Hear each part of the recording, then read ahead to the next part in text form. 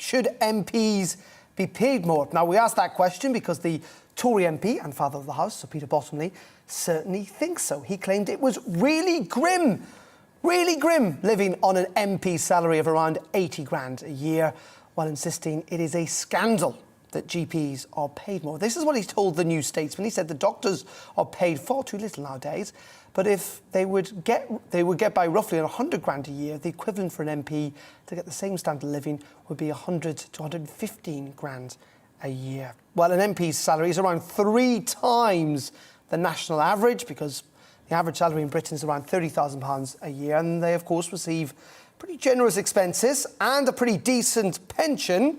But it is also fair to say that they are paid less than people they would say other peers, like lawyers and doctors and other people like that. Well, joining us to debate this, we've got Daniela Boxall from the Taxpayers Alliance and Sam Ashworth from the Henry Jackson Society. Good afternoon to you both. Let's start with you, Danielle. What do you think? Paid too little or too much? Or maybe just about right? Well, thank you for having me on the show, Darren. And yeah, I think to put it simply, that they are paid enough at the moment.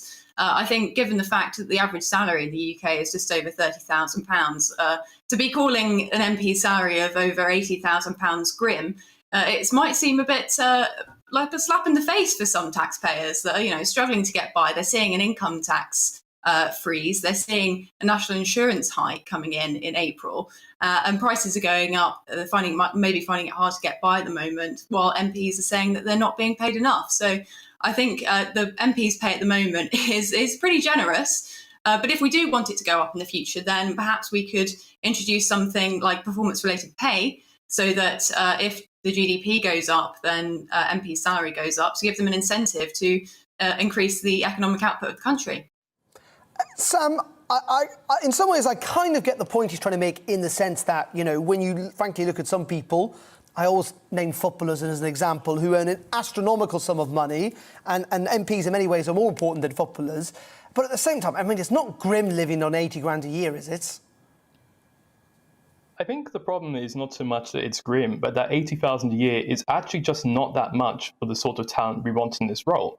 If we're talking about the 650 people best qualified to be running this country, to be setting economic policy, to be making these decisions which have a huge impact on our standard of living, we're not, the correct comparison here is not the average wage, it's the wage they might earn somewhere else.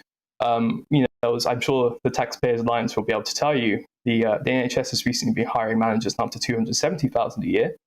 If you are a director at local council level running housing or social policy, you can comfortably expect to earn £100,000 to £154,000 in London. We pay our MPs £80,000 a year. It's a good wage. It's probably not good enough to always attract the sort of person we want into that. We want to attract this talent.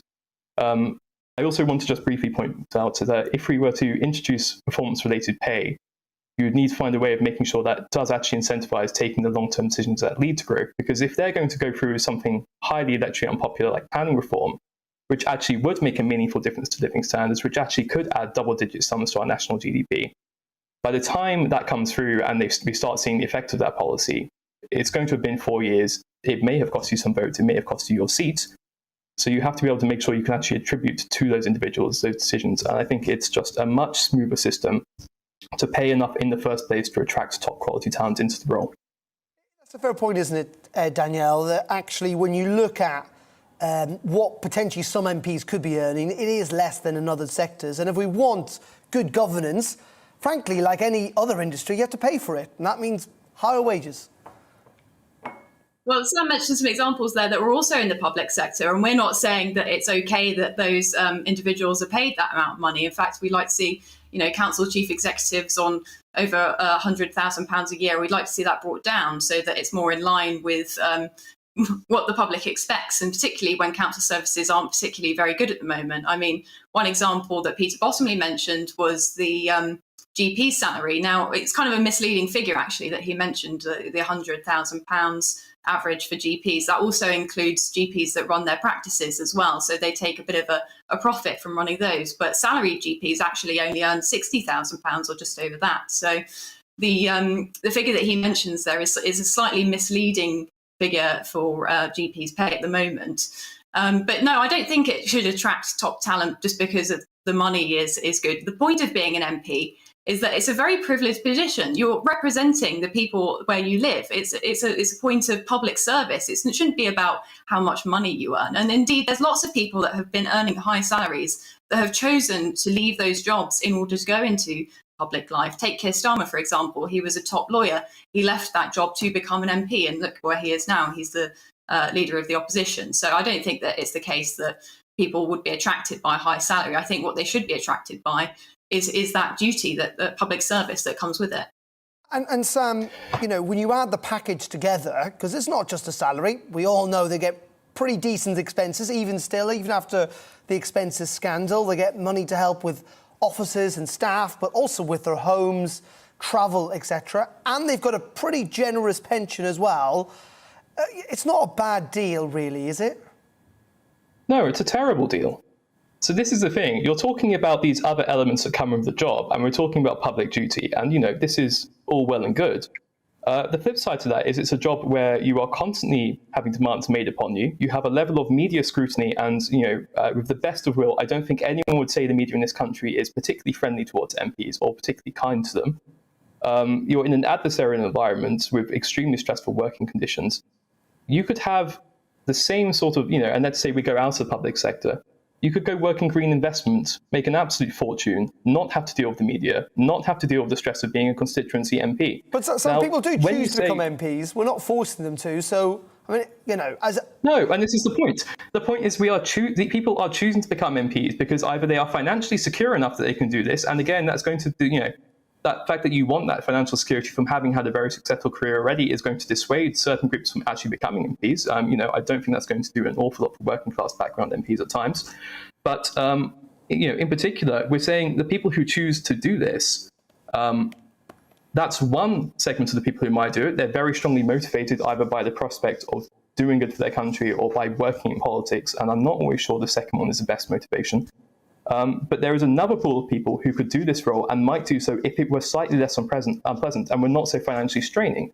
And to take a completely ridiculous example, we've seen over the last couple of years that Boris Johnson, our Prime Minister, has found that moving from his previous salary, his previous financial arrangements to being Prime Minister has put some strain on him. And we've had a few stories around that.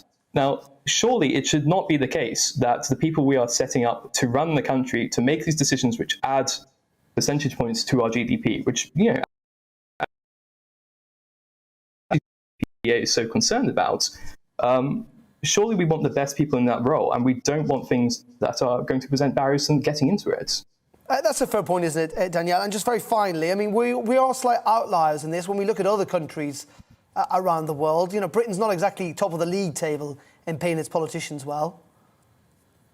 Yes, but I don't think that means that we need to up the salary at the moment. I mean, you know, last year we had a deficit of £300 billion. The public sector debt went up to £2 trillion. So I think talking about this now is a little bit insensitive to what's going on with the public finances. And Sam mentioned some points there about, you know, we're not attracting the people that are from working class backgrounds or perhaps people that haven't made a huge salary. Well, if you look at the 2019 intake, we had a load of MPs coming from working class backgrounds. A lot of young people entered the chamber as well. So I don't think it is the case that it's putting off people from entering politics. And I mean, if you look at the lists for the constituencies of people that want to run to become politicians, the list is extremely long. I mean, people are very desperate. They really want to represent their local people. And I think that's a very admirable trait.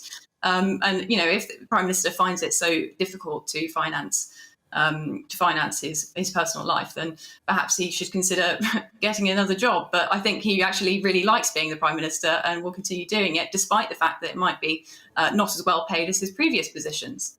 OK, really appreciate your time and your thoughts and your views. I think at least we all agree that whatever Sir Peter Bottomley said, that it's not grim or desperate to live on 80 grand a year, but really appreciate it. Danielle Boxall from the Taxpayers Alliance there and Sam Ashworth from the Henry Jackson Society. Thank you for joining us.